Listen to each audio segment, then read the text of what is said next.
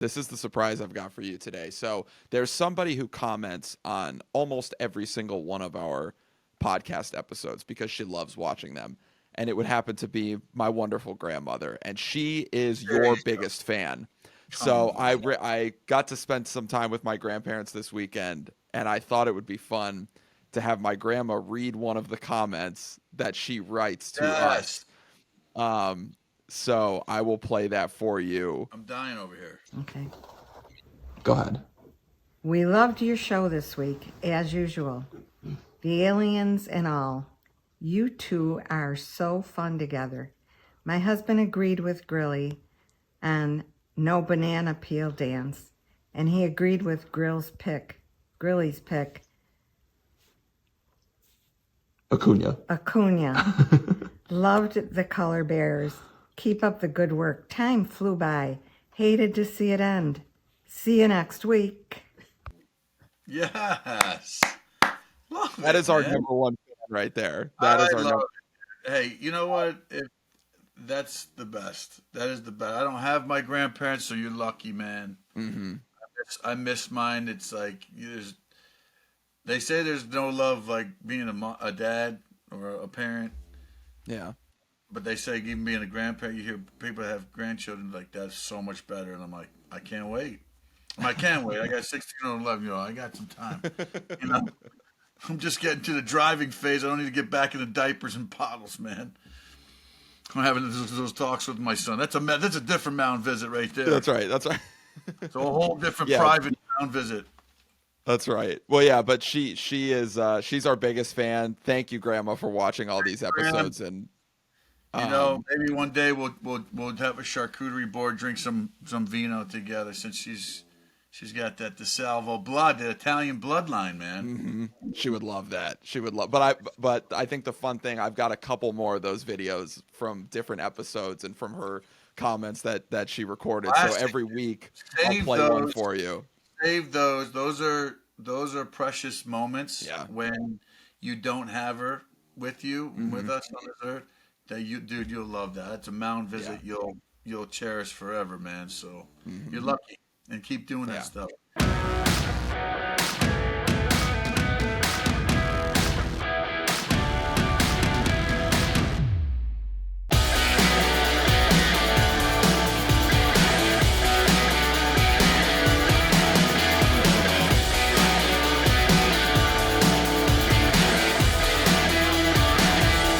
There's a lot of catchers mitts out there. I drive by all these salons now, and they're talking about injections and all this stuff. I don't like the fake. I don't like your eyebrows. Those are real, right? They are Those real. Yeah. very real. Now, Manicured by my mother. So there's people, when I go home every once in a while, she's like, I gotta trim you them. need help. No, dude. No, but people are paying for your eyebrows, man. I They're guess so, paying. yeah. You cannot imitate those eyebrows. Those are real. You know, some people even shaving them off to put them back on. I don't even know what it's called. It's the Kardashian thing, and the lip injections, and then the migration. They have to uninject. I'm like, you're just contorting. It's like a catcher's mitt, dude. You know, you beat the hell out of it. But you don't do that to your face, I guess. But hey, ladies, welcome to the show if you're listening. Speaking of imitators, speaking of imitations, a great lead-in. We've got a good guy that does some crazy impressions. I follow him for a long time. He's been a good friend over the years. I've always enjoyed watching him. I even bought his book, Gar, the batting stance guy. Some people may have known him. What a great guest we got coming on the show. Just a fun guest. I can't wait to have him pop in here and join the show with us, man.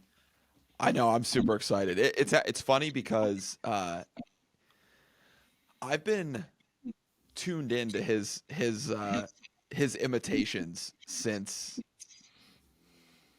I don't know, when was he? He was like on Letterman, right? Like years ago. And I think that was the first time I saw a clip. Yeah. He was a hot item.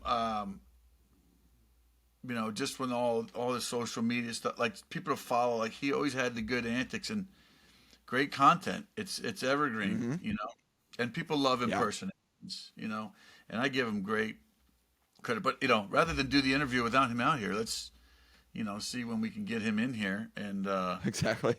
the question first. But yeah, you can tell we're excited to talk about him. Absolutely. We'll be right back to this week's episode of Mound Visit, but before we do that, we want to let you know that another stop has been added to the Stadium Series Tour. The Top 100 Experience is coming to Buffalo, New York for a 2-day showcase event. This stop on the tour is an exclusive recruiting event for the 15 to 17U age groups only. The Top 100 Experience is a high-powered, multi-day event in a professional setting that helps you showcase your skills and talents at AAA ballparks. This is your chance to play at a professional stadium, learn from former MLB players, and compete in front of college coaches. Check out the other 2 stops on the tour as well, PNC Field in Scranton, Pennsylvania, and NBT Bank Stadium in Syracuse, New York. All 3 of these events have limited space available, so make sure you sign up now. For more information, visit the Top 100 Sports website and click on the Top 100 Experience page, or click the link in the description of this video. Now let's get back to the episode. Well, dude, so great to see you, man. It's great to have you on the show, and still love what you're doing, man. It's unbelievable.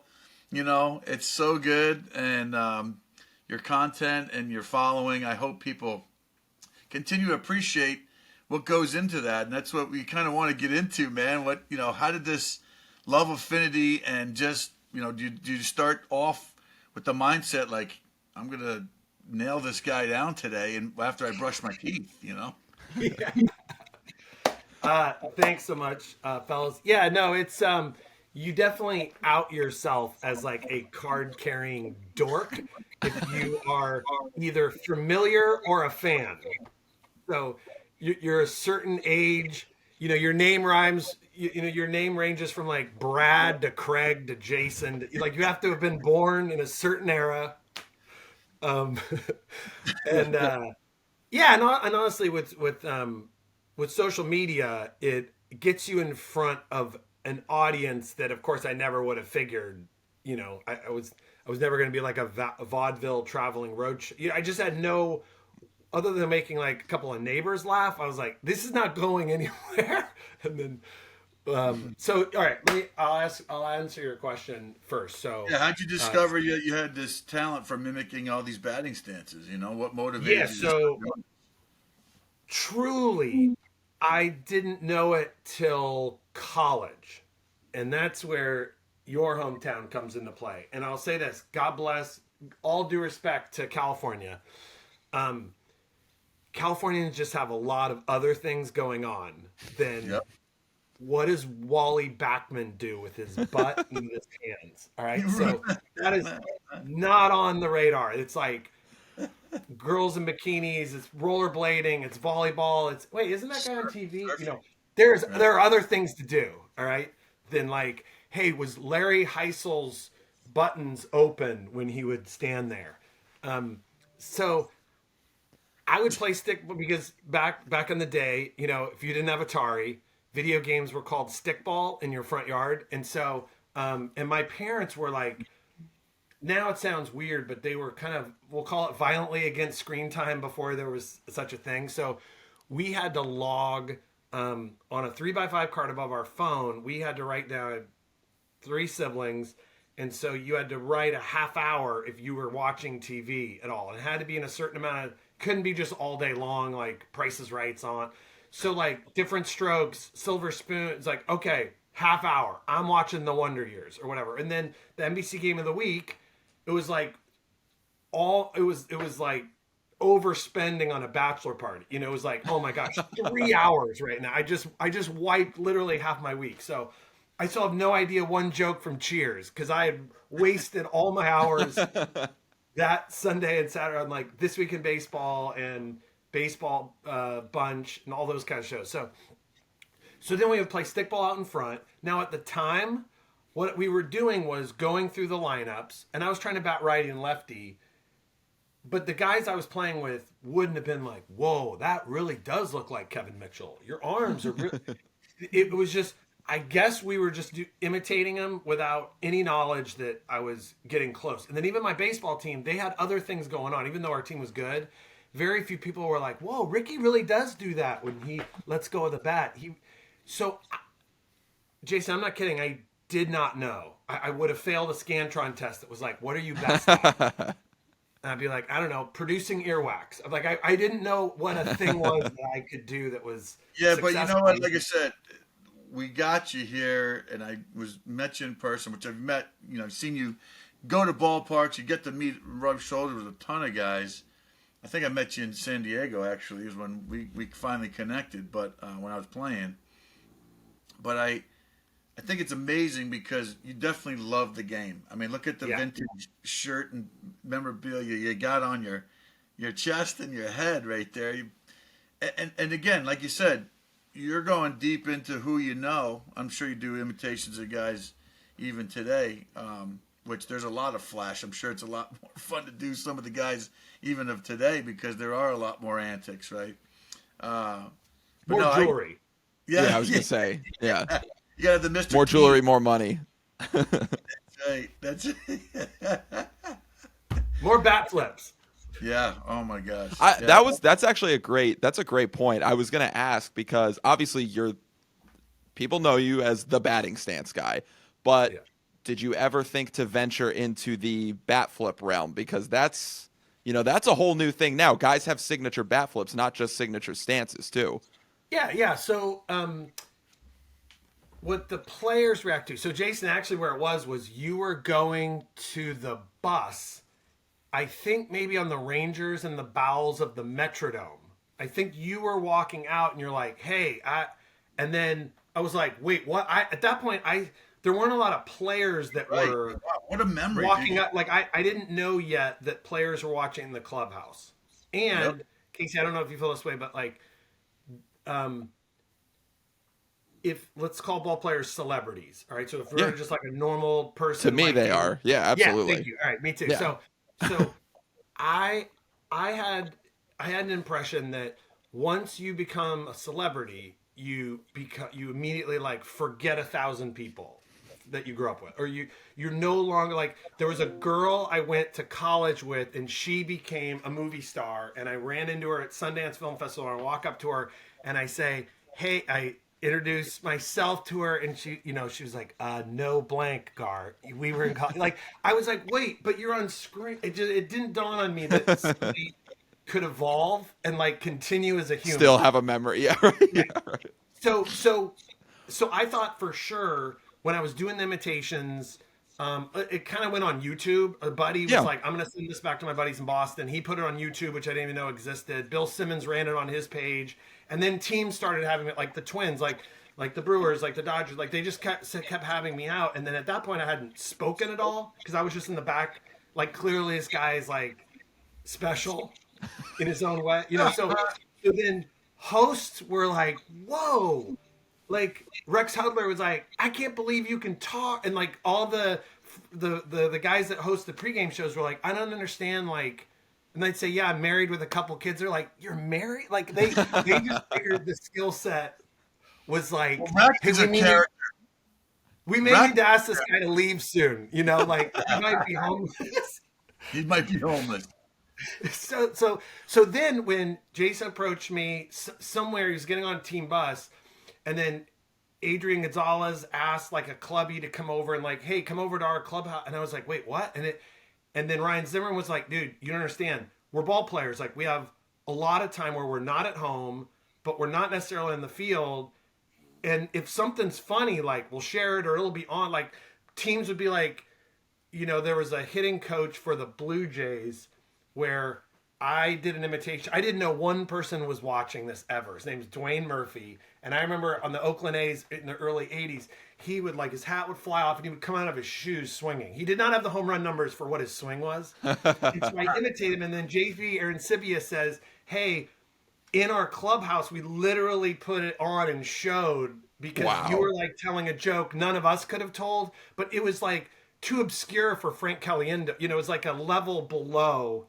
So the contextualized comedy is just like, no one's telling this joke to this guy, but we're all here for it. And so, so the bat flips so when I've gotten into the clubhouse, which has happened a lot more recently than it did, 15 years ago, is the player's reaction is not necessarily like the stance or even the bat flip. The player's reaction is the facial expression and then the run. I don't know. I mean, it murders. It murdered. And Casey, I don't know 6 people in the world that would know even like what these got, like what John Wathan's face looked like in the 70s, you know. But Right. the Royals had me to fantasy camp, and I look like I've like just bit something sour, and I'm frowning, and I'm like, the campers just like fall over. It's wild. And then, you know, Edgar Martinez, I think it was for the whole Mariners, and he happened to be there, and it was their spring training, so it was like 100 people in there. Wow. And so I, you know, the thing is like sort of, I mean, it's funny-ish. It's just whatever. He does his thing. And then when he runs with like his hands kind of near his hips, and when he hit that big homer off Wetland, I think it was a grand slam in Game 4 in '95. His fist pump was like he was like Rondé Barber being like, check out my name or something. And so I'm running like this and going like this, and the place like falls over. I'm like, wait, that's what you're that's the thing. You know, and then same with like, it would be, let's say, Pujols, and it was the Cardinals in their heyday. Yeah. Like, so it's like, okay, it's going to be Pujols. They're going to love, this is the thing they're going to love. And then, you know, I'll do like a Ryan Lutwick, and then Wainwright, DeRosa, all like pull the whole team out. Do the Ludwig, you know, because it's like Jason knows who's popular in the team, but like Knucklehead's like, we don't know that the backup. Right. That, like when I did the thing with the Yankees team dinner, literally Francisco Cervelli was like the most popular guy. Well, how would I know that? I mean, stats don't tell me he's the most popular. I would figure they would want A-Rod. They're like, no Right. Thanks, Cervelli. You know what I mean? Like that part's been crazy. So yeah, the bat flip works comedy-wise really only if I overdo the bravado that took a person to that bat flip. So Okay. usually the bat, other than Tom Lawless in '87, like most of the bat flip is like how you like me now, like I'm the Right. man. So you kind of that you have to either turn him super effeminate, like Derek time with his wrist, or like Josh Willingham, where it's like something drops and like your neck can't even turn because like your muscles are like in the way of progress. See, that's how in tune you are and observe it. And when you do, you know, imitation, they say, is the greatest form of flattery. I think the only person that really came out and you know, I've been mocked with what I used to do because I got all fired up and whatever when I pitched. But yes, Yeah, that's great. And it was like, and it was two-parter. It was hands, and then it was like flapping weeds. So it's like a double. It's like a 3-year-old with long hair running. And Adam Jones did an imitation. He's got you. He did, man.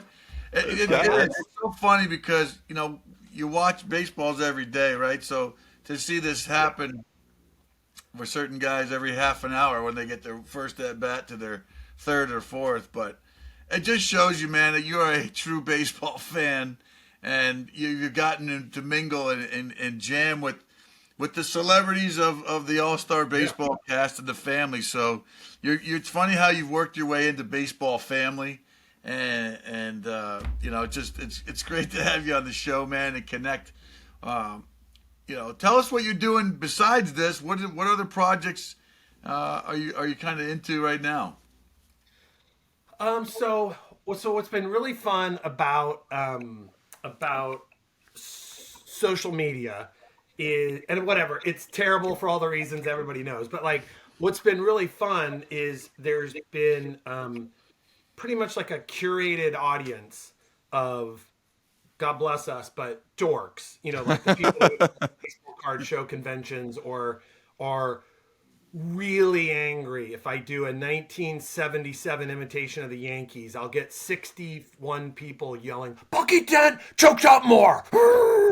You know, like there's a lot of that. So it's been so fun because my daughters are old enough now that they'll help with all like tech stuff. So before I even knew what TikTok was, I had an idea, and then my daughters were like, in like 5 minutes, they're like, all right, do this, walk to, okay, walk to, or, and then they kind of showed me how to do it. And then now it's up and down instead of sideways. I don't have to like do it in one take in 3 minutes. It's like, let's do this person. There's more like long hair and adornments and kind of funny stuff. No kidding. My oldest, who's into like anime and cosplay and all that kind of stuff, her Christmas gift to me will be anything I asked her for in the last year. Like, I'll be like, do you have a, like Jazz Chisholm will hit a home run, and I'll text her like, do you have a blue wig? Or like a purple wig? And so she just like took it all. And then for Christmas, I basically get like Chad. You get a dress up box. It's a whole dress up box. I get like Fernando Tatis's sunglasses, like Acuna's. So literally every time you see adornments, it's like daughters giving it as a gift because they're That's like, awesome. Dad's having fun. He's staying out of jail. Let's, and so way to clean out the closet and give it to you because hey, we have a purpose for this. My dad would use this. Exactly. And so, so what's been fun recently is, so for Movember, I don't know if like what you did with your facial hair, but just kind of as a joke, with a bunch of other people shaved a mustache, and then I was like, oh, there's a bunch of players that had mustache. That was kind of their look, was a mustache. And then I put out all right, I'm going to shoot a video of like 80s mustache player. And so I actually liked the off season more than the regular season. One of the last ones I saw. I was watching all that. Yeah. Yeah. The MLB Network, like the story of the 82 Brewer, like I could watch that all day long. Whereas, the story of the this year Diamondbacks, it's like, I'll watch it, but it's like, there's a rush of nostalgia that comes with like the baseball seasons, 1992, and so that's been so fun to watch. And so I just kind of made a note of mustaches kind of as we went. And so I put out like, there's probably like 10 different volumes of 70s, 80s, 90s, and today mustache videos. And then that's brought in kind of a newer audience who then started asking for their players and their era players. And so there's a lot of, not with the Cincinnati Reds, but there's a lot of mustaches from like, the 77 Yankees. And so I started doing the team videos of like the 82 Cardinals, 82 Brewers, 81 Expos, 77 Dodgers and Yankees. And so I don't know if you know this, but there's this like kind of newer subset of people, I'll call them like our parents, that are on social media now. And so they're freaking out about it because they're like, oh my gosh, that's exactly Mickey Rivers. But then also, I swear to you, and my daughters want me to point it out to them because they think it's so funny and so like, okay, boomer, is they'll be like, the whole 1977 Yankees on the video, it's like Mickey Rivers, all right, and it's all in a row, and there's music on, and then it's over, and someone will be like, you forgot Chris Chambliss. And it's like, well, Chris Chambliss was my managers too, by the way. Great guy. Oh, really? But I'm like, I don't even want to comment, but I'm like, no. Well, Chris Chambliss was the one right about the fifth one that said Chris Chambliss. It was that one. Like they're literally saying like, I can't believe you forgot Reggie Jackson. It's like, did you not watch it? It's right. Or they'll get incredulous of like, how could you miss Bobby Mercer and Oscar Gamble? I'm like, well, they were on the White Sox and the Cubs that year. I didn't think to put anyone else on that. It's wild how often that group, God bless our parents, but they're like, literally, it says it on. It's like, just read where it says Chambliss. Well, at any rate, you're bringing back where you were back then, some nostalgia, because I relate dates and times to the pop culture of music, right? Of course. You're doing it for people who are, like you said, the fans, and even the players. We're fans too. I'm especially one now because I can't do it no more. Wait, have you noticed? Okay, so on those videos, I will always put a song from that year. Yeah, I love that. So I love that. like It's such a nice, yeah. Or 81. It's a good way to get like, Roxy Music or Flock of Seagulls, someone. Yeah, that's been really fun. And so then some players will reach out like, that's awesome. Honored or touched, or like Disco Dan Ford's grandkids are like, I don't know why Gramps did that, and Gary Matthews Jr. always sends it to wherever, like anyone in his orbit. It's all So great. You know, a nostalgic thing. Here's a team. I don't know if you've watched the Battered Bastards of Baseball. Have you seen that documentary? Oh yeah, So yeah. The misfits Dennis on Quaid's there. dad. Yeah. So it was kind of a crazy thing. Just throwing out some stuff. I mean, we could sit here and talk all day about what you do and who you imitate. I think that would be kind of a specialty one, like because people didn't know half the guys on that team, but there are some characters from that team and from that documentary that I watched. Watched that probably a year or two ago. Yeah, And, yeah. That's a good one. That and also movie. I'll get a request for like Jack Parkman, or there'll be there'll be a like request that come in from there. But honestly, there's this guy. Do you know Jerry Lorenzo? So he Fear of God, Adidas Essential. So he's like a fashion guy. He's Yeah. the son of Jerry Manuel. He mostly was a coach. He may have actually been your coach at some point, but he was like a coach on a bunch of teams. But he was like the last guy on the bench on the '81 Expos. So and we're Jerry and I would call us internet buddies, you know. And so I did that whole '81 Expos was really because I loved Chris Spire growing up, and as a hat tip to like all the people in Canada or kind of near Syracuse, you know, that kind of lost their Brooklyn Dodgers, you know. And then but really just as like I'm gonna make this because I would want to watch it, and as a hat tip to Jerry, like, hey, here's your kid, you know, like here's your dad. And it went like, you know, like the president of Canada is like, this is hilarious. You know what I mean? It went like every once in a while it'll get that zeitgeist because what I try to do with this is like, sure, make you guys laugh, but I'm actually I'm not trying to think of like, all right, what's the thing that's gonna get, you know, 16-year-old in Amsterdam buying my album? It's more like the Rick Rubin School of Art where it's like I make stuff that like I would love, you know, or like as a hat tip to the last guy on the, you know, so when I would be in the middle of the stretching circle, this is like pre All-Star Grilli, but when you're like the 25th guy, the rehab like 27th guy who's not even really on the team or whatever, you're already feeling kind of behind, and so I get in the middle of the stretching circle, and of course the like most famous 4 people are getting called out. So I really felt great about doing a bunch of research on the rest of the guys, and then getting out there, and then when someone asks for, in essence, kind of as a joke, the 25th player, and the 25th player is embarrassed and like, no, he's not going to know me. And then I do like, oh, who doesn't know guys from Ole Miss? All right, so you go like that, and they're like, honestly, it's like if some cute girl noticed the joke you told, and you were like, you noticed the joke I told? Yeah. Like, you noticed it? So Exactly. it's been kind of awesome to honor the last guy, because honestly the All-Stars get plenty of run. Sure. Like they're doing great. You know what I mean? Like, and they know they're known. They know they're like, do you Right. know who? Don't you I know love who I am? I love that, especially like the honoring that the last guy part is super cool. But I wanted to ask because I don't know if you seen the comedy sketch show I Think You Should Leave on Netflix. Have you seen any of that? No, wait. Who does it? It's Tim Robinson. Oh no. Okay, I Okay, haven't so seen it yet. well, basically, long story short, there's a really funny skit, and at part of it, he's like, "I got to figure out how to make money off this. It's simply too good." And I equated that to your whole skit, and I like, when did you kind of figure out that like, hey, this is maybe something that I could, you know, turn into some sort of business? Like, not only am I entertaining people, but now, you know, I kind of get some scratch off this too.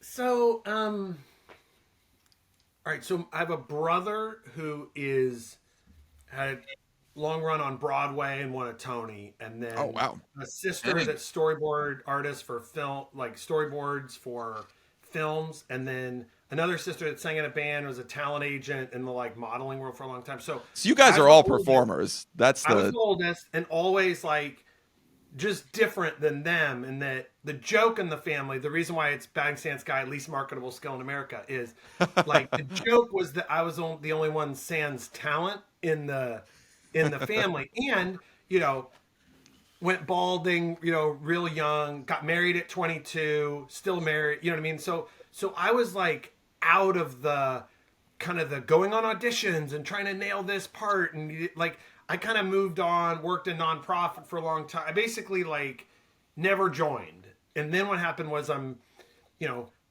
if you have two young kids, but it's like the idea of like, I'm going to launch something where I get on TV and go, it's like such a mistake if you want to stay married. Right. So it was just literally like, I can vicariously live through my siblings who are doing great things. Know a couple people just because of living in LA.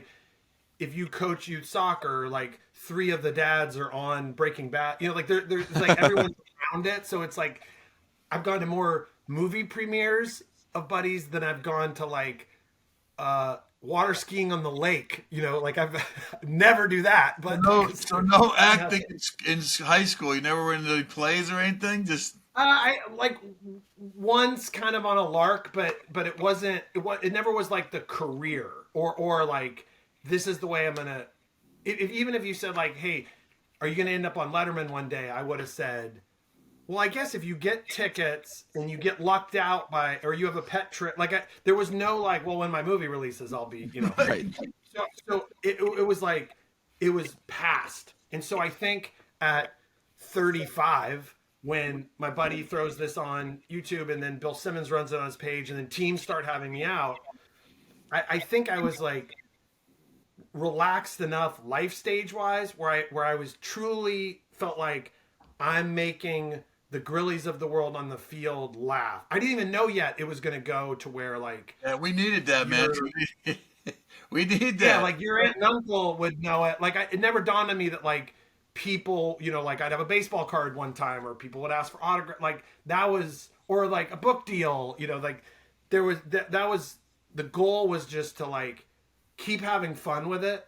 And when it was like, well, what if you toured and were on minor league fields and you did, and when those opportunities arose, I looked and I was like, all right, well, I'm coaching my 10U girls softball team. And that's like half the reason Jason was like, all right, done with playing is like, there's like real choices on how you're going to spend your time. And what I would have wanted to desperately do at 22 and 23, like 38, I was like, I don't think I want to miss this.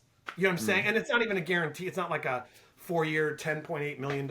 We're talking about like, if I was a 19-year-old, it probably would have been different than if I was like 40. Right. You'd be like the Mr. Beast of baseball, right? yeah, exactly. So tried to keep it fun, and then what happened was, opportunities would arise to where my wife would even be like, "Yeah, you go." So if some company was like, "We want you on stage for 15 minutes. It's $3,000." It was like, "Well, wait, yeah, you're back. You're a backup coach. Can coach that game." There would be these. I would fund taking my kids to a game in every stadium with, like being the entertainment at a fantasy camp or having, the All-Star game. I met you on the field once or I saw you on the field when Fox had me be one of the sideline reporters for the All-Star game in Citi Field in New York. 2013, yeah. See, we ran into each other there too. This is the brilliant review. I had, for a living, I tell people, I said I was a professional body language reader, but you, my friend, have this recall to be able to imitate. That's the beauty of what your madness is. You get to key up on anybody, and whether you probably not just baseball. I'm sure you could do it with anybody. You could see about old guy walking down the street, or the way this lady walks in her yoga pants that she shouldn't be wearing, or whatever. You know what I mean? I'm sure you have that talent that goes far beyond just batting stances, because you definitely have what you said, and just your mind, the recall, like to know exactly where we were. You just brought me back, way back in part of this talk, Mound visit, when you brought me back to where we first met, and I'm like, holy shit, I do remember it. I could almost feel the temperature of what the day was like, because you brought me back there, man. Seriously, it's unbelievable what goes on in your brain, man. It's awesome. Well, I'll tell you what, it did not translate into GPA. So any genius you want to like, I'm Mensa level in figuring out how to get more food, but I'm not necessarily Mensa level in how to like get an A on a test in a school with pencils and desks. If you went to Syracuse University, you did okay. You did all right. All right. You're right. You're right. You did okay. You're right. You're now playing Syracuse You're University. right. Hey, if you're using the word, own... I was gonna say if you're using the word mensa level, I think you're doing. I don't even. All right. I don't know if I've heard that one, so I think you got me beat there.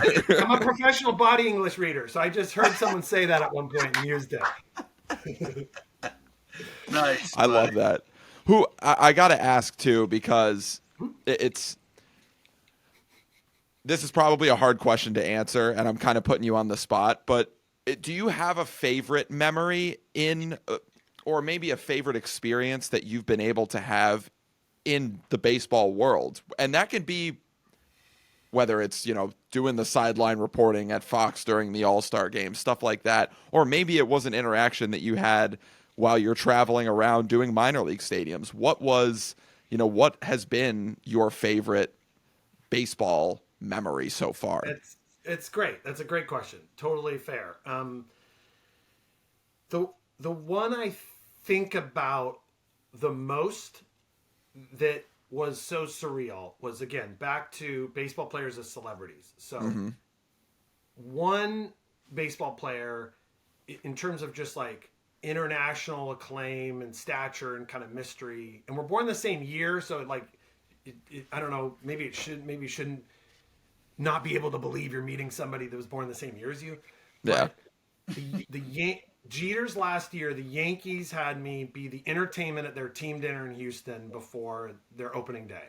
And so it was like this whole room, it was like the last like Habitat for Humanity fundraiser you went to, where it's like chicken dinner and there's a bunch of people overdressed, but it was the Yankees, right? So it's like the same thing. And so Cashman's like, do this.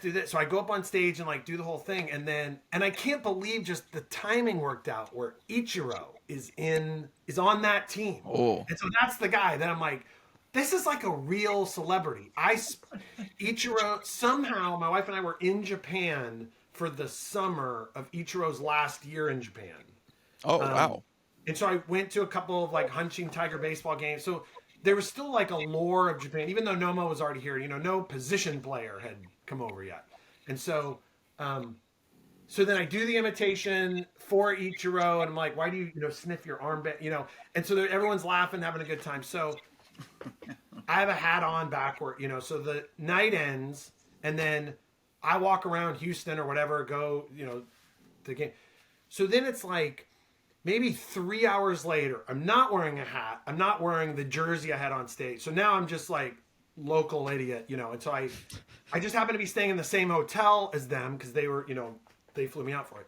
So right. I get in the elevator and there's like some bodyguards or something, and people are like trying to keep. And then Ichiro, all dressed in his like skateboarder swag, or I don't know. He looked like he was like parachute pants from the future. So he gets in the elevator, and I'm standing right there. And he looks at me and kind of smiles, and I think, all right, I'm not an autograph seat, because they were trying to keep people out of the right. In my group. And so then he looks at me and kind of smiles. I'm like, there's no, again, back to the celebrities forgetting. I was like, there's no way he remembered me. Yeah, because I feel like there's a different, I don't know, for whatever. I just didn't think. I was like, oh, he definitely remembers me. So I'm kind of sitting there, and he looks at me and he smiles. And the elevator door opens, and he starts to walk to the door, and then he turns back around and looks at me, and he says, Dante Bichette. Oh. It's like, all right, so he knew. It was like, I couldn't believe it. It was like the hot girl being like, that joke was funny, and you're like, you heard my joke? Yeah. I couldn't believe it. I couldn't believe. No way. He said, by the way, it's maybe 2014, so I'm like, Dante Bichette's been retired for like 10 years. Bichette's not in, like, I was like, what? If you gave me a list of 400 guesses, you're in Ichiro's, I would have thought he may have said like Hitoshi Tenet, some guy from Japan. Like I would have thought anyone other than that. And then, so I'm flying. I can't believe it. So then the next day is actually opening day in Houston, and they give me like whatever, you're on the field passes, and so I'm sitting down there and like, I'm near like Houston investment bankers or whoever's down on the field before the game. And Reggie Jackson, he was one of the guys that was there the night before. He walks by and he kind of waves at me. So these investment bankers are like, wait, who are you? Why? And then I swear to you, Ichiro walks by, grabs Cervelli and another guy, and then starts to basically exaggerate my imitation of Cervelli. Ichiro starts doing it to Cervelli. And then he starts doing to me the imitation, and these guys are like, "Wait, who are you?" the random people down there like couldn't believe. And I had no one with me, so I was like floating in space. Like, do Ichiro and I have inside jokes? This is unbelievable. So not only are you imitating these celebrities, but now the celebrities are imitating you, imitating them. That's like the Twilight Zone. That's insane. Yeah. You gave them the answers to the test, and it's like, wow, you made this funny. Which, again, baseball being it's an everyday thing, and you have to break up the monotony. And that's what I said. You poke fun of each other on a team, and it's when you really go, hey man, are you doing it to mock me, laughing with or laughing at, right? And you're trying to like laugh with. You're more of a laugh with guy. You're doing it to highlight these people of what careers they've had. And like you said, imitation is the best form of flattery, as they say. And it's incredible that you've sustained this name and reputation of doing just something that you love, that you adore, and you appreciate, and people appreciate you, man. I mean, got you down on the field, for God's sakes, and all these doors that open. You're like, how did this happen, right? You sometimes have to pinch yourself. I felt the same way when I had to wear all these jerseys. They kept giving me a job, like, hey man, we keep you on the field. I was like, this is great. Well, crazy, and your high was like the highest. I mean, it's just like so crazy how I believe I've attributed this quote to you, so please stop me if I'm wrong, but in a low moment, I believe you said something to the effect of, if you're like a middle reliever and like the home crowd's booing you, it's like really hard to turn that around. Like you're either gonna be traded or go down. Like the amount of like Stanton could hit 4 home runs in a week, and all right, now we're back. But like you have to hold a lot of saves for a couple of years before people are like, okay, now we trust you. Oh yeah, now we trust him again. Well, the funny thing is, I did get booed out of Detroit, so thanks for bringing up the greatest memory of my life. No, but that quote was great. That quote was really helpful for me, literally, in like when life's not going great. Like that. Yeah, man. No, I'm teasing you. I can laugh about it now. It was very painful at the time, and I know there's plenty of people who have, I didn't raise the middle finger like some people do to the fans, which I never wanted to do because you'll never get rid of that stigma, right? Later, my redemption was I got to come back as the closer to Detroit when I was pitching for Pittsburgh, and I had people foaming at the mouth. You still suck, really? You still suck, and I'm warming up. And not only did I have to face the Tigers and the town and the city of Detroit, who loved me so much for all that I've done there, but I had to go face Torrey Hunter, Miguel Cabrera, and Prince Fielder to get the save, right? And that there's not many moments. You brought up all this stuff. And who I had to imitate was somebody that I had to not be when I was with the Tigers. I had to do the new version of myself and be the closer. So, but at least at that point, you were able to yell back at the fan like, hey, let me know your address and I'll send you the Sports Illustrated I'm on the cover of. I'll sign it. Yeah, man. It's just weird how baseball could, turn around sometimes. It's a hard game, and I think it's even harder now. I mean, I think it's a new game, and to use Yogi Berra's one of his things is that, did the players get better, or are we making more concessions so that these guys, I mean, the bases are all pizza boxes now and stuff that we talk about. They made all the bases bigger except the home plate, the most important one. They didn't keep that one yet. So anyway, that's the pitcher's perspective. bias. What do you think? I was gonna say that's your classic. Right? That's your classic. I go, Yeah. So what being that you do all these imitations, man. Look, there we go. There we go. And it was like wet, so it was like Yes. Well, because I it would be like the hair's like there. look at see how does he know this stuff, man? It's amazing that you could drum up all this stuff, but you're so ingrained in the game, and I love that because it's a love that's so deep, man. But what do you think about, like I said, the state of today's game? What kids have to shoot for? Because my biggest bugaboo, and if I can criticize something, because I have two young boys that aspire to play and take it to the level, and all these kids, I tell them, they're training to train for a number, to hit numbers, right, with all this analytics, instead of training to be an athlete and move properly so that they can do it consistently.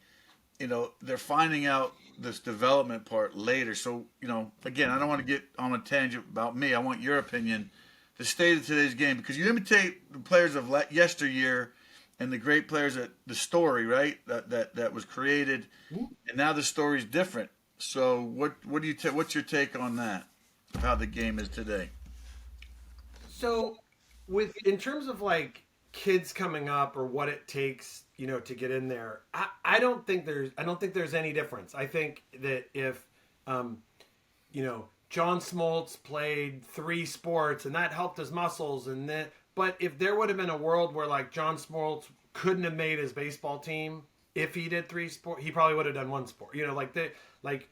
My youngest is in Chicago right now at this thing called Unifieds, which is for musical theater or acting parents. They're like, every college, Carnegie Mellon, NYU, Juilliard, Michigan, are all in Chicago. And then all the kids that pass the first round of their auditions to get into school, they're all there. And so it's like, you have Carnegie Mellon at 4:30, you have this at 5. So my wife's navigating this system that would be the same if our kid was like invited to Vegas for the soccer to get the scholarship, to go to Liberty.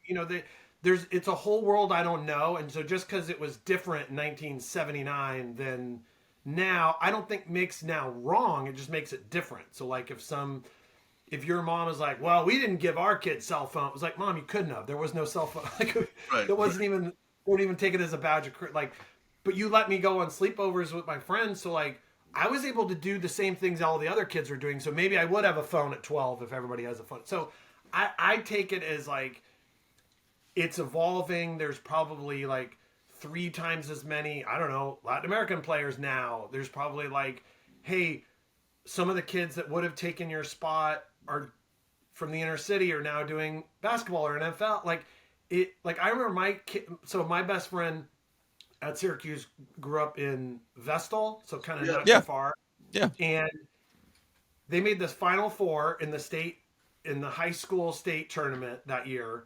And their best pitcher and shortstop left the team their senior year for lacrosse. Well, I'm from California. I was like, they left for what? Like, I didn't even know what that was. Like, right. That's impossible. That would never happen. Never once. But I don't know. It was like you had to hit better than everyone else or pitch better than. So whether it was like, hitting a number, you had to get in front of people and then come through. So like Sean Casey tells a story where like, didn't he lead the NCAA in hitting? No team wanted to draft him. And then like one scout went to the Cape Cod final and he went 6 for 6. And then it's like, fine, your ugly running style, but you get an invite. So in terms of like the rigmarole to get there, I'm sure it's different, but I don't know that it's necessarily wrong. It's just different, so yeah.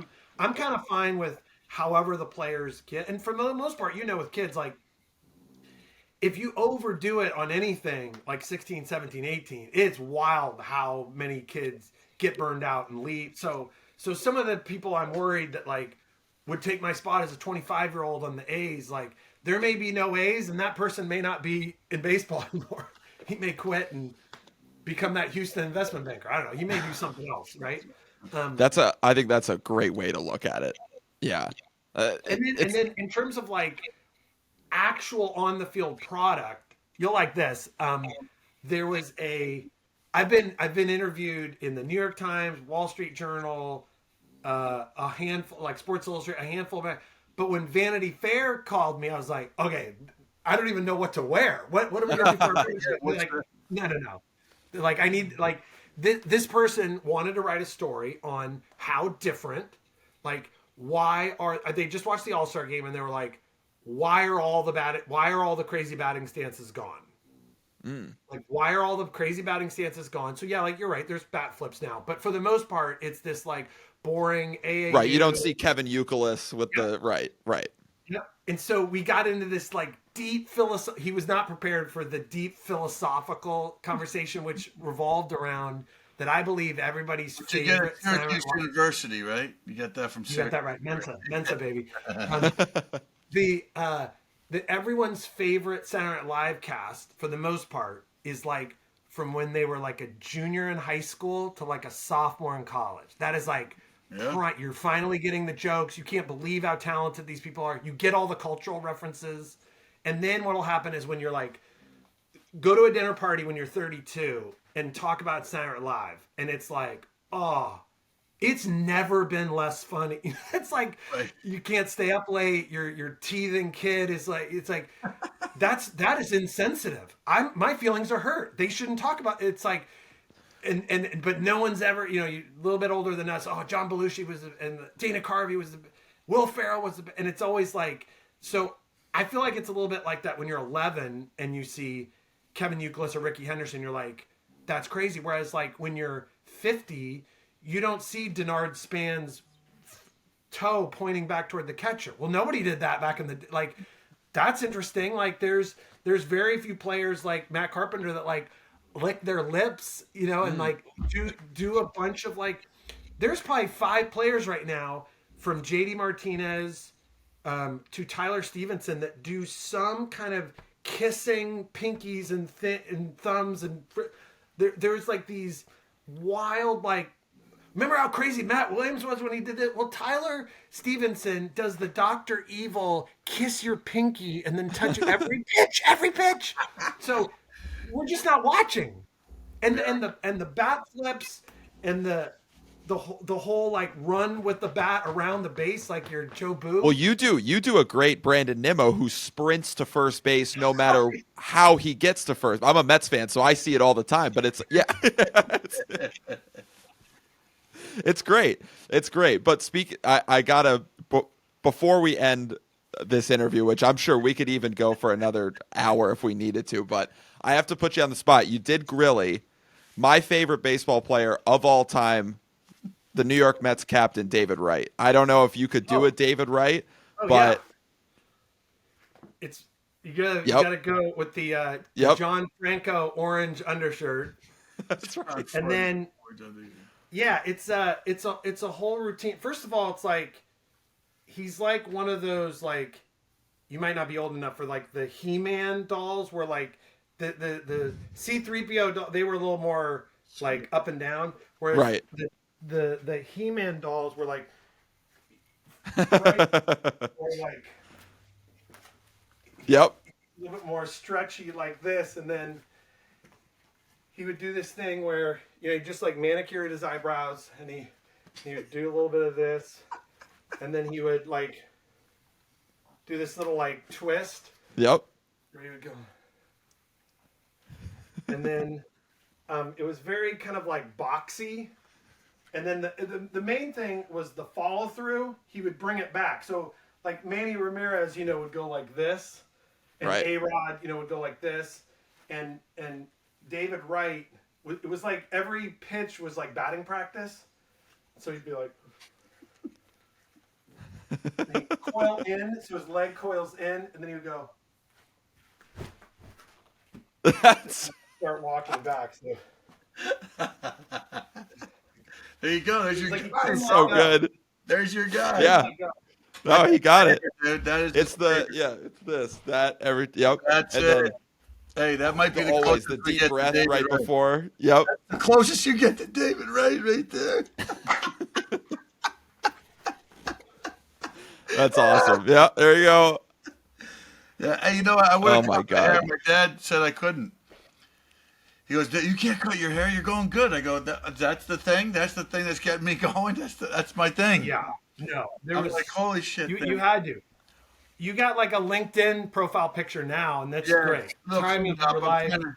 Life after baseball, you know, it's not. I borrowed it. It's baseball is something you borrow, and you pass on, and that's why we keep going with.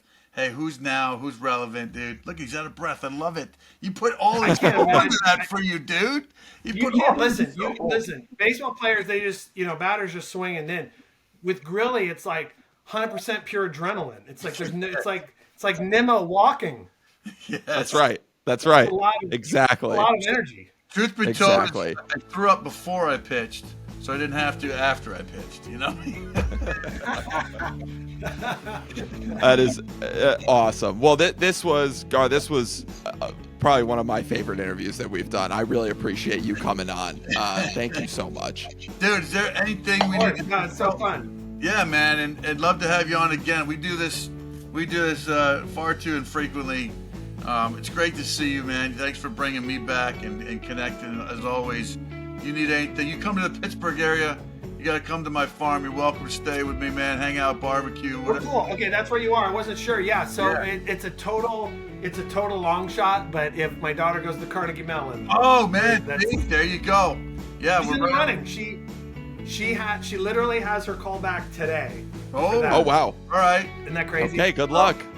I'll show you all the hot spots to eat, man. You come this way, and you'd be a lot of family visits. You're always welcome here, brother. And thanks for coming on the show. This Mound visit was awesome, and love what you're doing. If you guys have not seen Gar and the batting stance guy, follow him. You'll understand what this interview is really all about. Quality guy, quality individual. Thanks for your energy and time, brother. You're the best. Awesome. Good to see you guys.